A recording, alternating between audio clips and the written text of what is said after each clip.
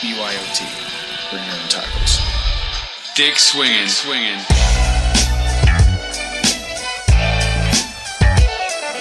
You're listening to American Slacker Podcast. We can say fuck. With Matthew Gertz and Jesse Landers. I don't care, I've been smoking, this is cool. That's a decent amount of sausage. This man needs a doctor! Yeah, I just hope they're tasty. What's up with these clowns, man? Cut the lights and went through people's pockets. Don't you point that at each other. Let them smoke a little. You need to step it up to that point. We're not gonna lead with the. We're not gonna lead with that.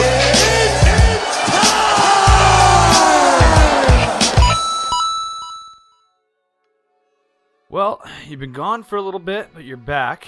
How's it coming back to normal life without the resort loveliness going on? Back to reality. I mean, I feel like I'm definitely more relaxed after the vacation in Mexico. Okay, you got a little bit reset. But it was too quick. Yeah. It was definitely too quick. They always are, man. They always are. But you had a good time, though, right? Oh, yeah. I had a great time. There were no problems at all. Usually I expect at least one issue per trip. But there wasn't much that went wrong. That's good. It's always good when you have a trip that no delays on the flight or any weird shit like that. Actually, there was a delay, but it helped us out. Okay. Well, you were running a little late or something? Yeah, we were worried we weren't going to catch the connecting flight, and it ended up being a half-hour delayed. Perfect. But yeah, I had a lot of fun. I'm Tanner. I got a little sunburned. I brought back some souvenirs. It was a great time. Oh yeah, you brought back some tequila, more importantly of the souvenirs, which I really enjoyed. You guys should check out the pre-show we got up and see all those tequilas this guy's got. Doing a little liquor tasting on the live stream. He did say he's going to save me a shot of his finest tequila. Yes, so I'm the best one I brought home. About that. Well, we're glad to have you back, Jesse, but I think it's time we step into the show, the reason we're here. Welcome to American Slacker Podcast. As always, I'm Matt. Yo soy Jesse. Oh, you came back with an accent? And a new language. Si, senor. What's going on? And we're also this back. This is going to make it hard. We're also back to the normal co-hosts. I have to say thank you to Tim for stepping in first off. He did a hell of a job, and, I just always love getting to work with Tim. And it was cool. It was cool. He came over to my house. We actually did an in-studio recording. So check that out if you didn't get a chance to see episode 97 yet. It was a lot of fun. So big thank you to Tim. Another thing that we have to get back to is the pod shout out from our Twitter account. The way this works, we always post up our most recent episode. This one's actually an episode from a while back because I don't think we did one with Tim's episode. Yeah, no, I didn't feel right to do it without you. No, that was your call. Out of respect for Jesse, I cut out the pod shout out and the weed news. Ah, yes. Yeah, well, it's like a little tip of the hat. I appreciate you not stepping into my territory. Well, let's do our thing and give some love. We got 46 retweets this time. If you retweet our latest pin tweet, which is our latest episode, you get entered into this, and Matt gets to decide out of this 46 what we're going with. All right, so I'm a total nerd, and I'm really hyped about Jurassic Park right now. Okay, yeah. I'm so excited it's coming out. I keep talking to everybody. Everybody's like, shut up about Jurassic Park. I think I saw a teaser trailer for that new movie. Yeah, the new one you mean? Yeah, it looks sick. It looks good. It looks good, yeah. But, so it comes out on June 22nd, so we're going to pick the 22nd. All right.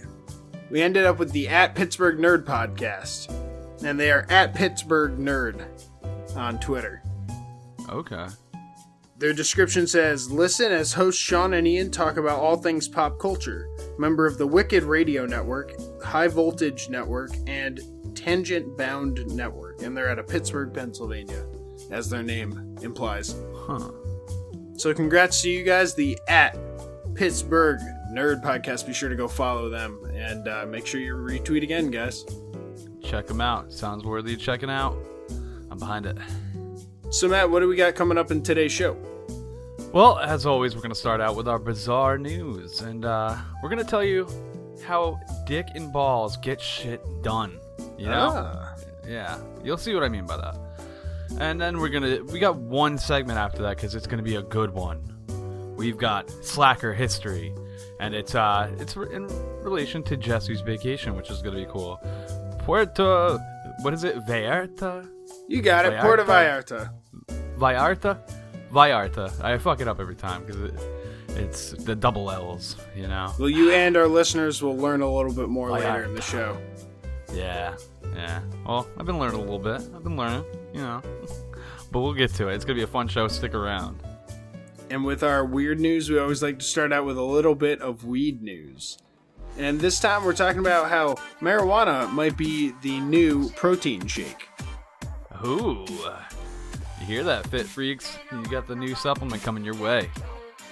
There's a lot of athletes out there who are touting the benefits of smoking while exercising, be it, having a joint before a jog or doing grab before deadlifts. It can help get you in the zone. It can also help with inflammation, some studies say. I believe it 100%. I used to smoke before I went to CrossFit every time, and it was just way better.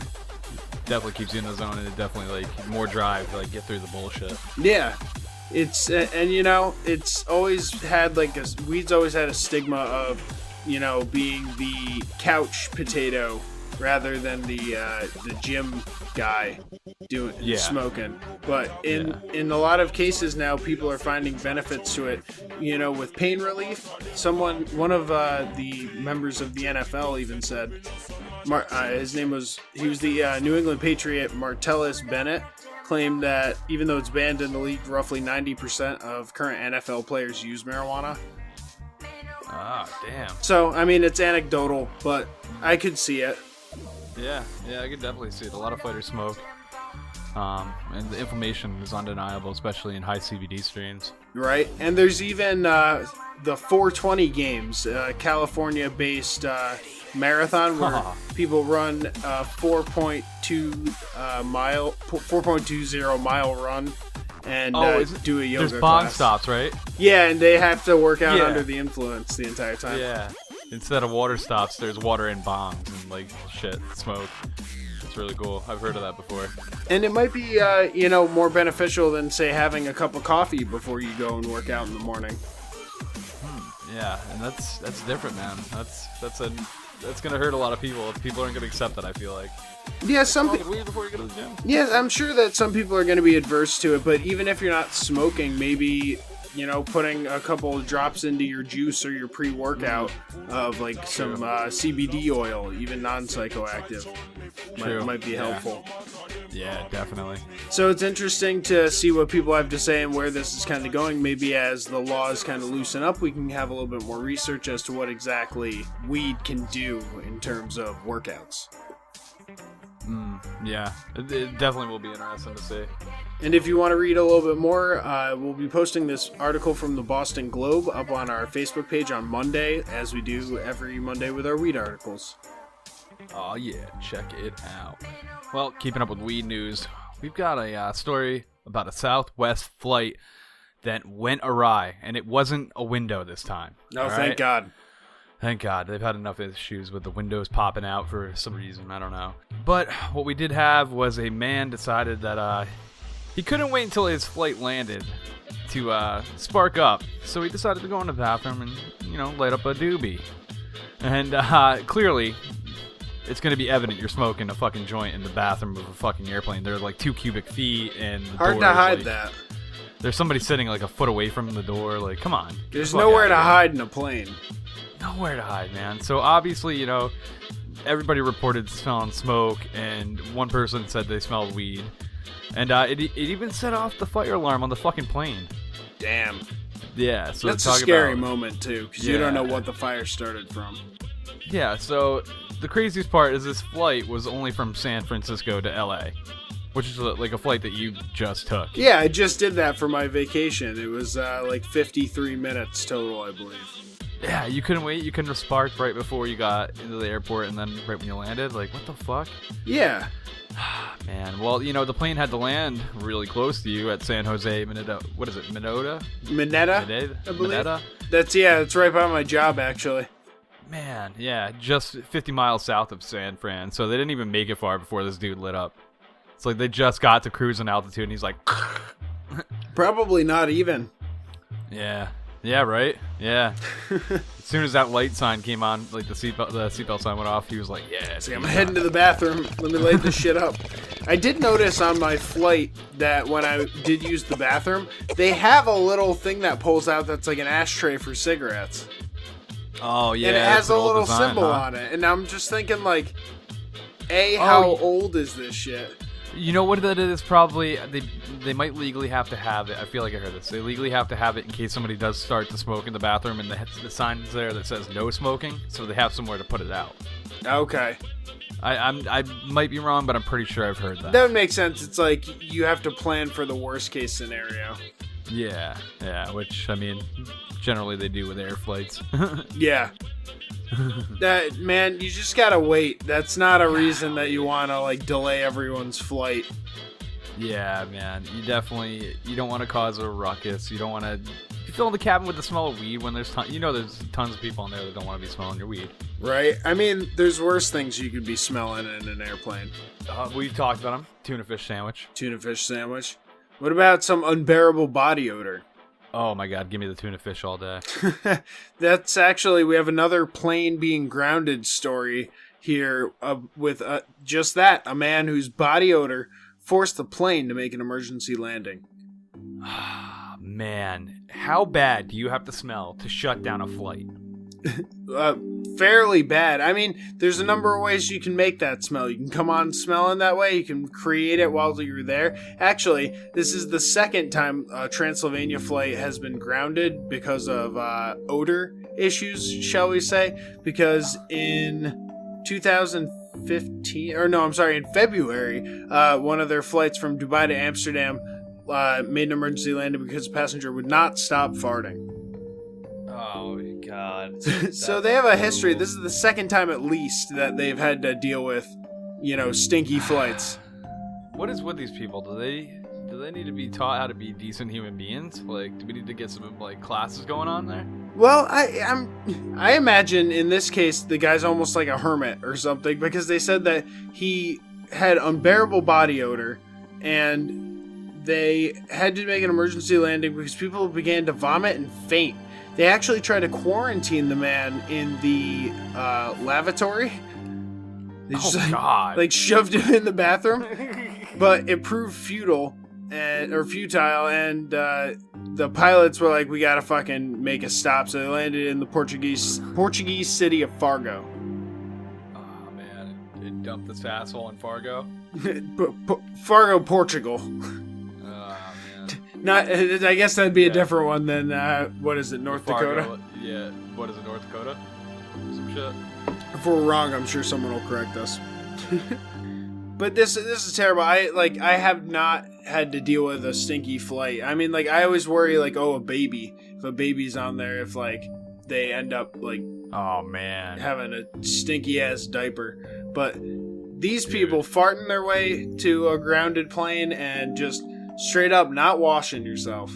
The man was eventually taken off by medical personnel who probably hit him with like a fire, stripped him down, hit him with a fire hose, and then threw powdered sugar on him. It's powdered sugar. The lice hate the sugar. Listen, Rod, it's delicious. Ah, Barba style. Yeah, people used to dress up to go on flights. People used to put on a tie and a hat. Are you about to go on the car dealer movie rant? Oh, fucking The Goods? The Goods? I think that's what it's called. You used to be able to spark a nice I love that. I love that fucking rant that Jeremy Piven does in that movie. That whole movie is ridiculous. Will Ferrell's part's outrageous. Yeah, man. Well, maybe the highlight of our next story can help out. I don't know if you can burn candles on a plane per se, but it would be cool if you could bring around a nice scented candle to deal with that issue. Shitty people with shitty foods and shitty asses just smelling the place up. Stanking up the cabin. Well, I guess this might not even actually be the best scent to cover that up. Because what we've got here is a trio of candles released from A1, that's right, the steak sauce company. And they are classic burger, original meat, and backyard barbecue scented. Ooh. Yeah, I'm digging it. Just thinking about it with the ass smell, I don't think they would mix up. There you go. Cover up your Got man farts meat. with a backyard barbecue. Yeah. But in my house, I'm thinking about these. These are cool, man. I might want to get one of these. Especially, apparently the original meat really has the signature aroma of the A1 steak sauce. Okay. Ooh, that's nice. I don't know, man. That'd be pretty much a tease to your senses. You'd be thinking that you got some nice, like, steaks grilling up. And you come home and you're like, what? It's a candle? Like, I'd be a little upset. It's like, yeah, we're having microwave pizza. Like, Damn candle again. gotcha. Sucker. Oh, man. It is pretty bad. But they do last 50 to 70 hours, so that's pretty, get a pretty good burn life out of those suckers. And I guess it's all in notion to try to, like, get sales for Father's Day. Really. Okay. Coming right before I'm Father's thinking Day. you get a couple of those little ones and you hide them in people's houses, lit, so they don't know, like, where this meat smell is coming from. Oh, God. It's hard to contain a candle. Be like, we got Without burning the shit. 3 days of fucking burger smell going on. That would be annoying as fuck. It's just like, what the fuck, man? Is somebody grilling, like, right outside my house? They're, like, doing a lap around their house. They're like, what is going on? There's a family of raccoons that learned how to marinate under the fucking crawl space. God, they stole a Foreman. They got it plugged in with an extension cord. That's why the power bill's higher. They've skipped the Stone Age and they've gone right into full human evolution. They have posable hands. I'm not far off, man. Yeah, very true. You know who also could use one of these candles? Who? A man who probably has a lot of small animals running around, at least for a short amount of time before he starts making jewelry out of them. This How are you making jewelry out of a fucking animal? Well, taxidermist Jack Devaney does not let any rodent go to waste. Oh, man.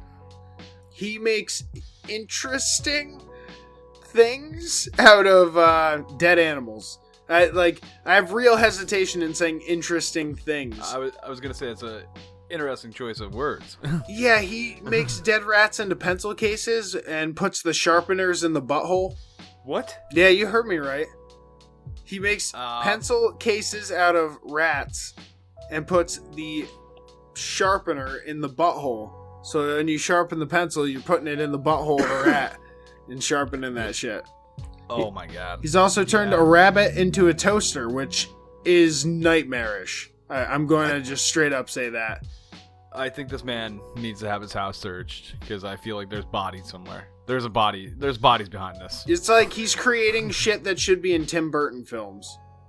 Human rat, center rat. There's another piece that's not even discussed, just in the background of one of the photos here, where he put some kind of antelope or goat skull onto the head of what used to be a teddy bear. So it's just a teddy bear body with a goat skull sticking out of it. Oh my god. This dude is crazy, man. He's, hey, Etsy, I guess, He's got a YouTube channel called The World Around You, like EWE, like a sheep. And he shows off his creations. His latest creation is what's sparking a little bit of interest. It's jewelry made out of rat genitals. He says, after making all these pencil cases out of rats, like, I don't have anything to do with the ball sack. Oh, man. Throw it away. He's You've collecting done enough them all with them. in a little Ziploc until he figures Alright. out what to do with them. Just imagine that was you. And some dude was rolling around taking used humans, and he was just like, what am I going to do with your ball sack? And he makes a necklace out of your balls. Ugh. How do you feel about that? Well, he says you can rub them for good luck, so I wonder if it would work the same way. I don't want anybody rubbing my balls for good luck. He But makes me. he what he's working on now to try and recycle these testicle skins. He's making little silver pendants that have the rat balls fur on it, and when you open it, and he says that maybe you could spray your loved ones perfume on it, so then you can smell it and remember them. And I'm thinking, nuzzle a little rat nut sack on your nose. I'm thinking, like, dude, I'm not putting rat nuts in my face, like especially to remember a loved one. That's like the most fucked up thing I've ever heard. That's how you want to remember a loved one, is by a little furry nut sack. The really odd day is that when you don't spray it and you smell it and it's like it smells exactly the same, and then you realize your wife smells like rat nut sacks, and it's just man. What I've been living a lie. So yeah, if you want to, hit up these recycled rat nut jewelry, you can go check out his YouTube, The World Around EWEU. And I'm sure you can find some interesting lamps made of like horse skin and shit. Jesus. Man, I don't know. Maybe some of the carcasses of our next story he could use. They're a lot larger. I don't know what he could do with that. Maybe larger. He can go crazier. Maybe, yeah. I don't know what the largest thing he's worked with is. I don't know. Jack, I got this elephant for you. Oh, I want him inspected for human work. It's like, I'm going to make a tent. Oh, God. Well, our next story is bringing us to Germany, where a recent flash flood has caused quite an issue. Let alone 5 big cats escaped from the flash floods. They were able to basically swim out of their enclosures. Cats 2 hate lions, water. 2 tigers, and a jaguar. It says the cages were damaged, but I can't imagine anything else besides like something flooding to where they can get out of the enclosures through the water. That's what I pictured too. Is like, flash flood, and they just swim their way out of the enclosure. Yeah, man. They so they had a ton of predators just break out, man. They even had a bear break out. Unfortunately, he wasn't going down without a fight, and he had a shot. Oh no! Yeah, Take anyone with him? He just wanted to put out a few forest fires, man. You know? Or get a cone at Dairy Queen. Maybe that, yeah, maybe, Nobody wanted to give him a ride. They shot him while he was hitchhiking on the side of the road. Thumbs up. It's like, 10 cars passed, no one picked me up. So the cats were all like lingering around the property. They were all actually found. This zoo has like 74 acres. So they used a drone and they located all of the big cats immediately. But the bear was like, I'm out.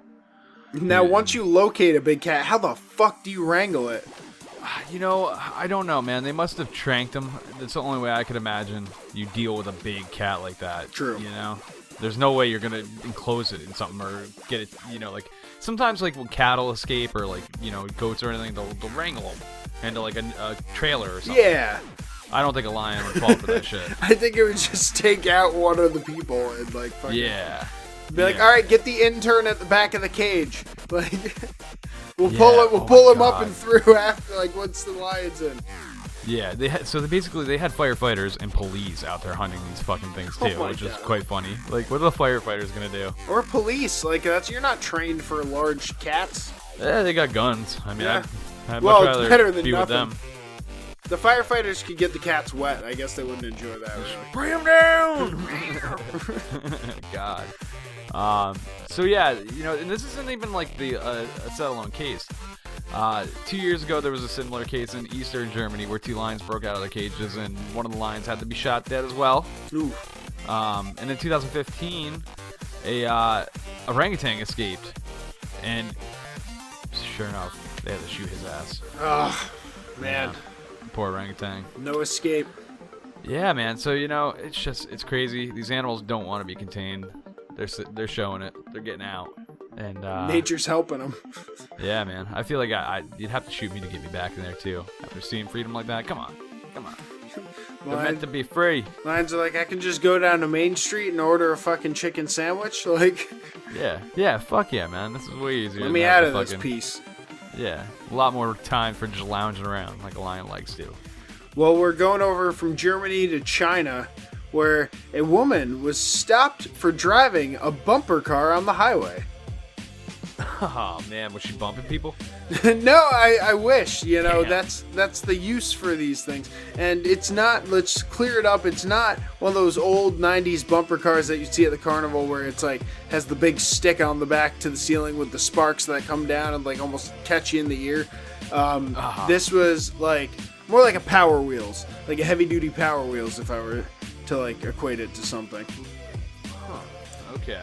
So she's just ripping down the road on this thing, and it's obviously not street legal. No, it's definitely not. And people are passing her. No one's really like making a big scene about it or anything. But she was caught on camera, and the video is actually pretty funny. Of her just trucking along in this little pink bumper car. It's like it almost looks like Mario Kart, like chugging right along. She was eventually pulled over and given a warning, and they confiscated the bumper car from the woman. But she owns a bumper car business in the city. She's got tons of them. She's coming back out in a bumper car later that afternoon. She ain't done. Oh my god. She got bumper cars for days. She'll be on the highway.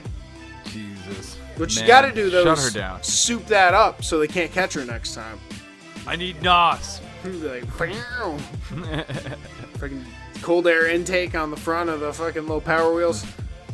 You're gonna blow that thing to the moon. She'll be ripping right along. That or stock up on red shells. Oh yeah, man. Just take care of everybody.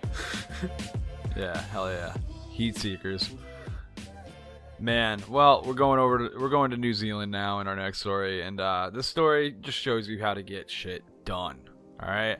Sometimes, you can't rely on the authorities of your town and your community to get shit done. You gotta really encourage them in a physical way, alright? And how can you get more physical than dick and balls, baby? All up in there. And that's exactly what an Auckland man decided to do, as he drew giant penises and balls around potholes that he's been trying for 18 months to get the town to take care of. We got big holes and dick and balls. And dick and balls, man, in a nice fluorescent green spray paint, and they are 20-meter long penises, and they're about 1.2 meters in width, man. So we got a decent girth going on there. Good ratio. We're not talking about like a square. This is more of a rectangle. All right, it does kind of look like a summer salami thin, But hey, they all can't be winners. And he got the idea from a similar idea, like a person, a mystery artist started doing this in Manchester, England. We actually might have talked about it on the show, or we might have gotten thrown to the side because we didn't like it. Yeah, it goes to show it works, man, because as soon as he did this, it basically went viral on his Facebook, 4,000 views in just a few hours. And now the town's starting to talk and say they're going to do a permanent fix. Instead of like these shitty repairs they do like all the time. Apparently he was saying they do 30 repairs a year to these potholes. You're just better off fixing the road permanently. Paying the fucking guys that are fixing it and all that shit. It's like, come on. Yeah, what? Seriously. Yeah, and a lot of people are getting their cars damaged too. And I can attest to that, man. They'll fuck your tires up and like your shocks and your all alignment.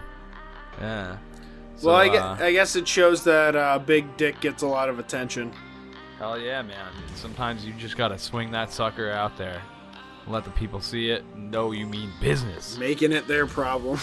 Well, I guess be careful about how you do that. Yeah, we might be saying the wrong message. I don't know. Yeah, you don't want to just whip With it out discretion, there. people. With discretion, alright? There's a right time and a wrong time.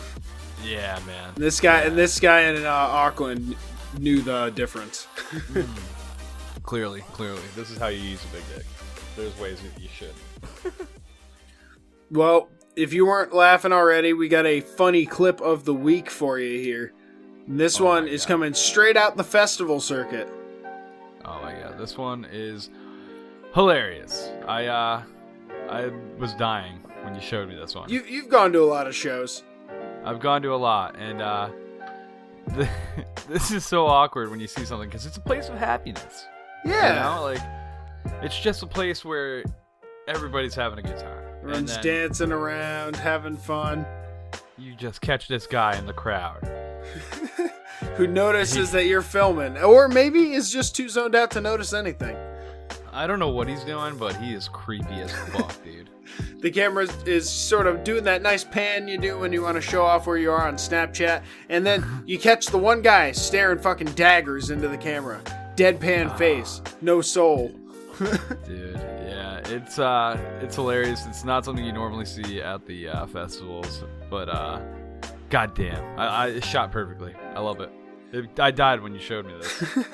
So we'll be posting that up on our Facebook page on Wednesday to bring, a little bit of laughter into your midweek.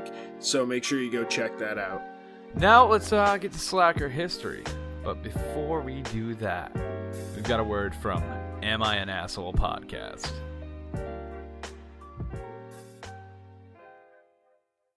Am I an asshole? Hey, we're Jackie and Rosie from Am I an Asshole podcast. The podcast where we gut check our asshole tendencies, because everybody's got them. Yeah, and there's a lot of assholes in this world, so we're going to talk about it with a therapist on our show. We want to find out why. What makes us assholes, and how do we become better people? So give us a listen. Am I an Asshole podcast? Bye.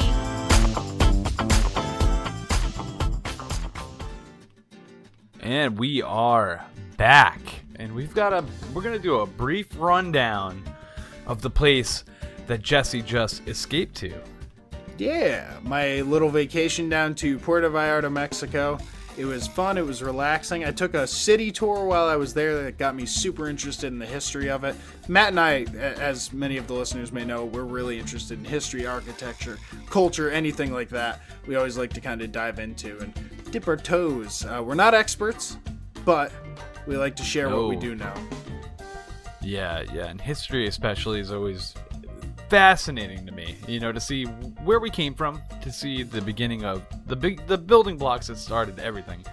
And man, talking about this coast here is just the things we've discovered diving into this. It's really cool. Chock full of history, and that's something that differs from town to town in Mexico, especially the tourist destinations. From what I understand, it's a lot of them, like I want to say Cabo was one example, is built up as a tourist place rather than developing its own unique history over time that leads to it becoming a destination. Yeah, there's no previous culture existing in the area at all. Right, it's like, there's a nice beach, let's put some resorts on it. Yeah, and it's not the case with Puerto Vallarta at all. And we're going to start out in the 1500s, when it was basically a fishing village, and the whole area belonged to the Aztlan culture, which were descendants of the Aztec. And Banderas Bay is the area that Puerto Vallarta is actually in. And this was discovered by the Spanish in the early 1500s. And the name Banderas, it actually originates from the idea of they carried banners and flags with them into battle, the natives. So it's pretty cool to see that. And then the beginning story actually plays into that quite a bit. In 1525 at Punta Mita, which is the northmost tip of Banderas Bay, Francis Cortes de Buenaventura led 100 Spanish soldiers into the region to conquer the native people. They wanted to just take the whole area over. It was beautiful. And when they arrived, they were carrying 4 big banners, as well as the image of the Virgin Guadalupe on a large pendant made out of some type of metal. Soon after the arrival on shore, they realized that they were hugely outnumbered. There was about 20,000 of the Aztlan compared to the 100 men that they had. Damn. Okay, so they instantly were frozen in fear and reportedly dropped to their knees in submission. And the Aztlan, they had seen the pendant, and apparently the way the sun had hit this pendant of Guadalupe, it stunned them right away, and they were fucking terrified and immediately submitted to the Spanish. I wonder if there was some sort of like jewel, or like the way it was designed or something, it caught the sun in a weird way.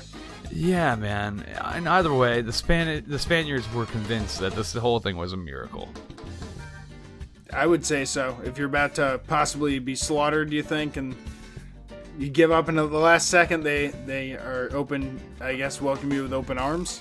Yeah, man. Yeah, and it's just 20,000 to submit like that. I mean, it is pretty freaky. It must have been, quite the event. But reflections, man. It's crazy to think that led to the whole overtaking. Right. And from there, after it was kind of settled or conquered, if you will, by the Spaniards, in the 17th and 18th centuries, it moved into an industry of silver and gold mining up in the mountain towns. And as mining activities increased, so did the demand for salt to process these metals, which they would then get from Banderas Bay out in the Pacific Ocean waters. Okay. In 1851, a 19-year-old boatman named Guadalupe Sanchez began importing large quantities of salt from the Marias Islands into Los Muertos Beach in Banderas Bay. Guadalupe Sanchez found himself spending more and more time in this beautiful area. Him and his wife and several companions eventually founded a small town there, and it was called Las Piñas. The port established there was also called the Puerto Las Peñas. And in the 19th century, when the United States discovered silver, the price of the metal ended up dropping, and so did the profitability of mining in Puerto Vallarta, which was called Las Piñas at the time. So then the dip from agriculture came back, and agriculture became the job of choice for many of the displaced miners who used to do all the silver mining. And the area that is now Nuevo Vallarta was made into a fertile valley where they were able to grow corn, stuff like that. And there wasn't very many roads or anything in or out of this area at the time. It was very remote, I would say. So they ended up having a lot of stuff shipped in by boat and in and out by boat for a lot of the country. So the port was really the main thing keeping this whole area alive at that time. Yeah, it seems like it's thriving.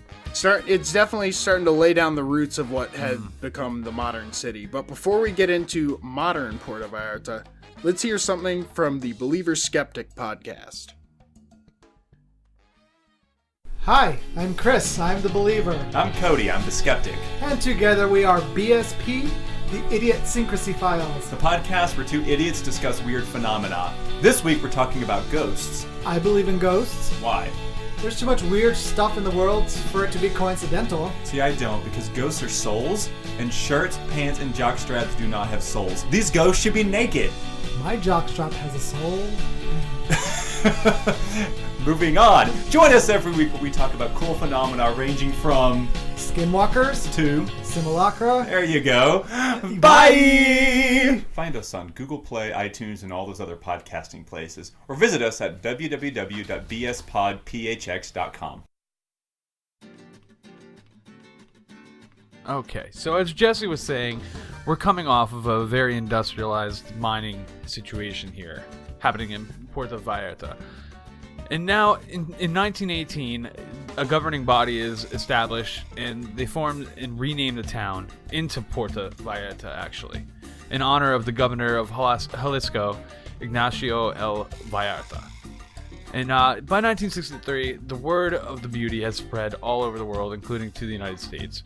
And it actually mostly comes from gossip of a romance happening on the set of a film that was shot there, Night of the Iguana. And this is like one of, this isn't the first, but it's one of the first big ones to really be shot there. And it brings in this whole stream that we were actually just talking about. And I mean, a lot of films have been shot there, man. Fucking Predator, Sharktopus, can't forget that, man. Sharktopus, can't forget Sharktopus. Limitless, Beverly Hills Chihuahua, I believe. But back to Night of the Iguana. It basically, Richard Burton and Ava Gardner, both married people, have a steamy affair, and that's the beginning of the era of the whole Hollywood gossip taking over, people's interests. And now people want to go here. They want to go to the place that Richard Burton has bought a getaway to, hang out with his mistress, basically. And it's crazy to see this all take place and make a boom from, not exactly like an entertainment area, more of an industrial area into the whole tourism starting to come in. Yeah, I mean, I guess the main beach today was used as like the port type area for importing and exporting all the raw materials. Wow, yeah. See, and now it's nothing like that, right? You're sipping cocktails and enjoying the view. Right. So yeah, all this talk in Hollywood ended up creating a buzz, and people wanted to know what was going on the west coast of Mexico. And there weren't many hotels at this time. It was still kind of coming up into its own as like a city. And this is actually where they ended up earning their title, the friendliest city in Mexico, because since there was a lack of hotels, when tourists came, they would come to the airport in the 60s and end up just staying with locals. They would find people who would open up their homes to them. They would cook for them. They would like get to know them and break the language barrier and break bread at their home with these foreigners, you know, coming into their land. Yeah, that's wild, man. Can you imagine being in that time where you're just like getting to really get the first hand of like the people that live there? Just get off at the airport with no idea of where you're going or who you're staying with. Nobody of today would ever do something like that. Unless they're a real thrill seeker. Some old school Airbnb. Yeah, man. That's awesome.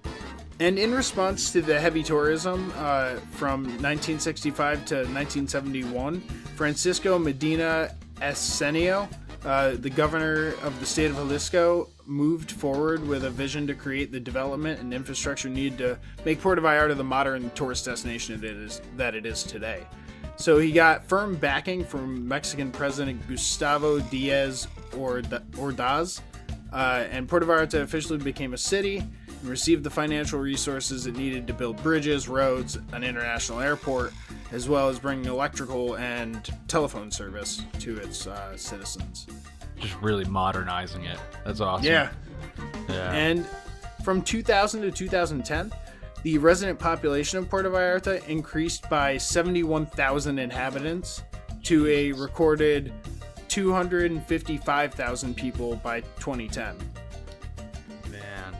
So we're talking an increase of 170,000 people or so, if I'm doing my math right.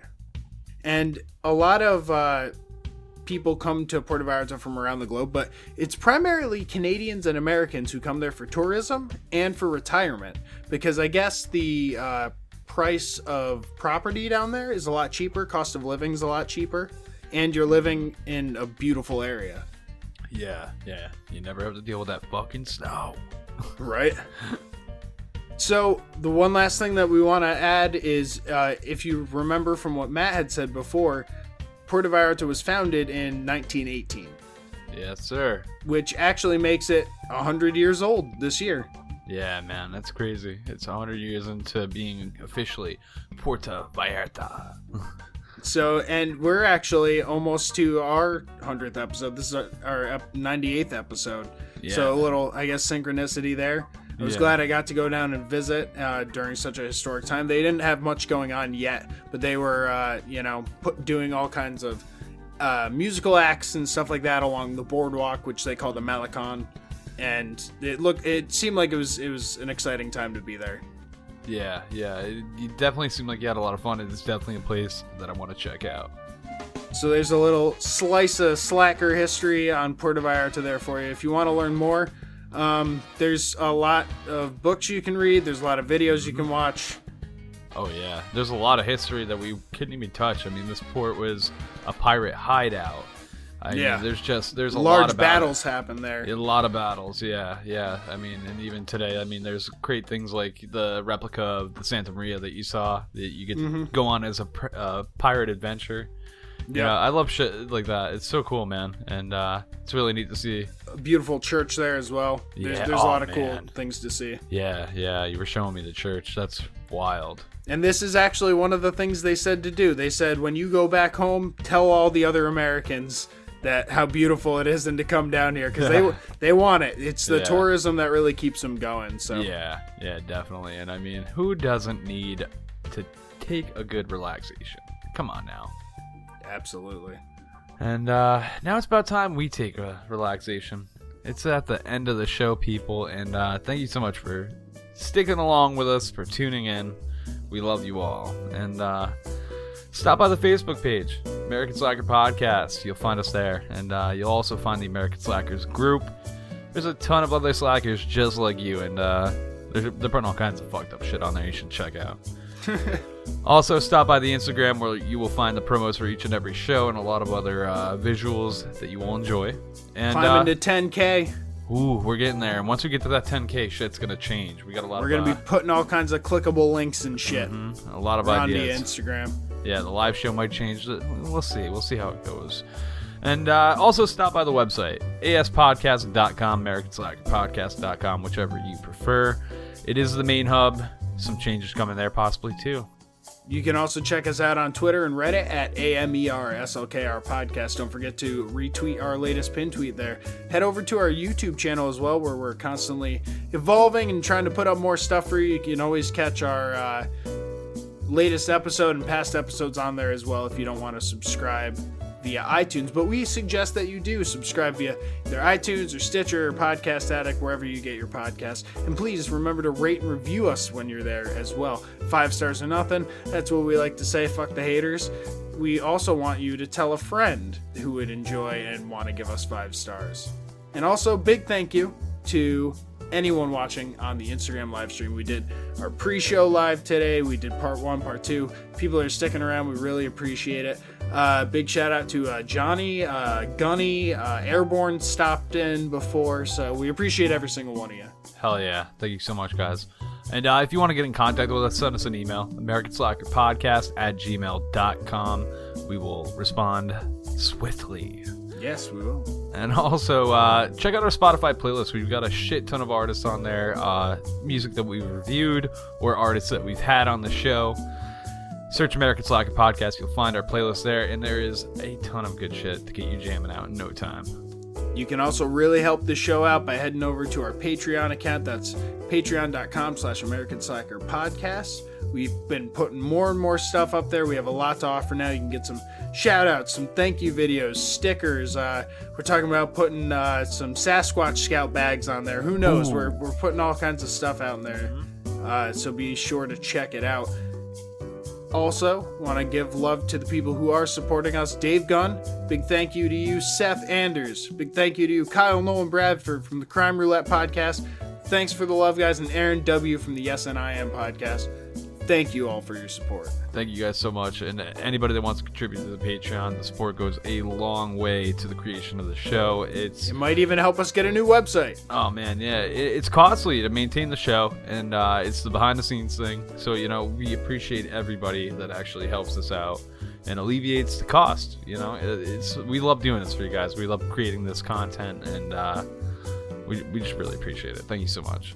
And also some new stuff up on our American Slacker Podcast.bigcartel.com shop. You can go over there. We got a bunch of shirts that we put up. We're trying to kind of update everything as we reach the big triple digits here at American Slacker. Oh yes, we are. And real quick before we dip out, check us out on our personal shit. You can get at me on Instagram at MWG Media, and my gamer tag on Xbox Live is Matty G from HP.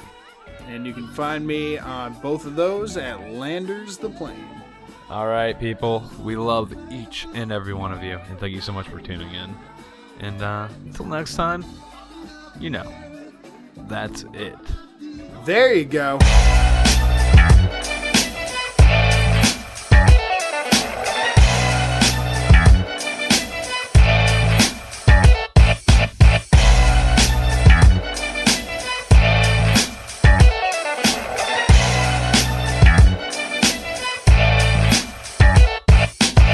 And in 1851, a 19-year-old boatman from Chitu.